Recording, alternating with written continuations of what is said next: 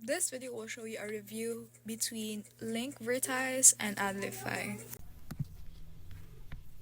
Let's compare Linkvertise and AdFly. So Linkvertise offers a higher payout rates up to $70 per 1,000 views, especially for traffic from countries like the US, Canada, and the UK.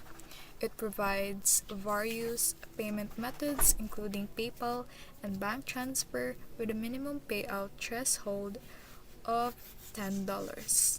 AdFly, on the other hand, is a pioneer in URL shortening, allowed users to earn by sharing links.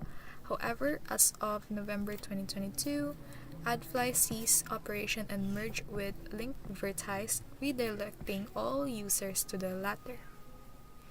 While Linkvertise offer earnings, users often report a cumbersome experience. A visitor may encounter multiple redirects, surveys, or download prompts before accessing the desired content.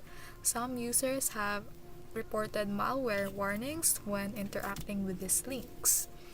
So, Linkvertise presents a more lucrative option for monetizing links, but at the cost of user experience. If you're considering using it, ensure your audience is aware of the process to avoid frustration.